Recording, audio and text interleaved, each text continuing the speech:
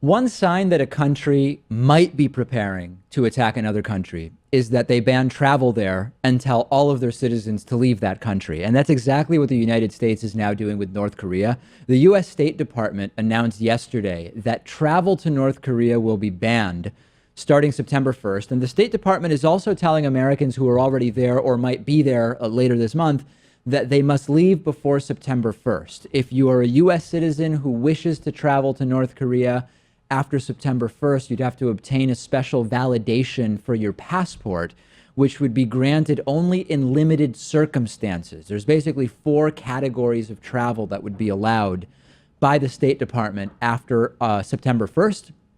Journalists, which is a common one, American or international Red Cross workers on official business for the Red Cross, other aid workers as sort of determined by the State Department, or anyone else whose trip is in the national interest. I don't know if that would mean Dennis Rodman would be allowed to go. I don't know if his trips are in the national interest.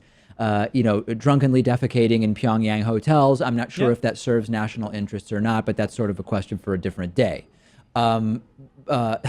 Sort of surprisingly, the reaction from a lot of people has been, why would anyone want to go to North Korea anyway? Which is really not the issue here, right? I mean, one, I think it would be fascinating to go to North Korea. That's not really the newsworthy part. I don't think I'd go, I've said before, because my years of criticism of North Korea would probably get me arrested on site as soon as I appear there. But, losing North Korea as a cultural tourism destination is not the major story here.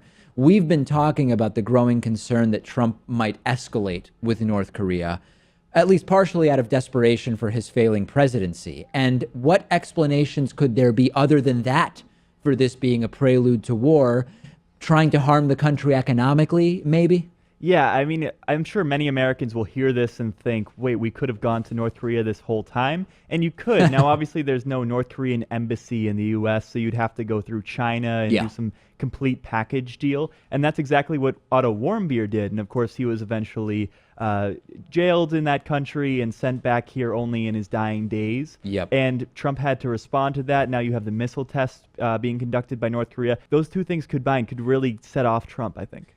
Trying to harm North Korea economically by taking away tourism dollars does not seem, therefore, like the most likely thing here. Now, sometimes the State Department will tell people, don't go to a particular country because it's not safe there. But that hasn't fundamentally changed in North Korea. It's been relatively dangerous for Americans to travel to North Korea for a while.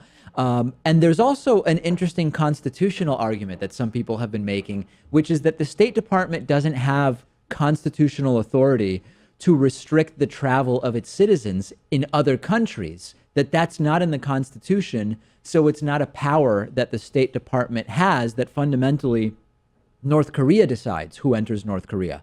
That may technically be true, but the U.S. can still cause a problem for you when you come back to the U.S. Yes, ultimately North Korea determines whether you're allowed into North Korea, but when you try to come back is where you can end up having a problem. And so my bottom line on this is not necessarily a sign that Trump is going to war with North Korea, but it is certainly much more politically expedient to escalate with North Korea if you can at least argue that you've done everything you can to limit the risk of killing American citizens who might be in North Korea. So I don't know the answer, Pat, fundamentally here, but we've been talking for like 6 to 8 weeks now about how the circumstances are certainly pointing to maybe Trump becoming erratic and wanting to take military action to try to rescue his presidency. And now we hear this about North Korea. I guess what we can agree on maybe is if Trump is not looking towards North Korea for a possible escalation, he's certainly sending all the signals that that's what he's doing. And all the military experts say that there's no good way to respond to the North Korean crisis. Obviously, I mean, the missiles that they have are hidden. They're in striking range of Japan and South Korea. Guam. And obviously you have to consider the fact that the North Korean citizens themselves are victims. I mean, many of them may agree with the actions of Kim Jong-un, but they've been brainwashed for decades. And that's what leads them to that decision. Multi-generational malnutrition, which has made North Koreans significantly physically smaller than South Koreans, a population that was basically two populations that were the same prior to separation. I was talking to a South Korean friend of mine a couple days ago and said, are you following what's going on? You've got a lot of family there.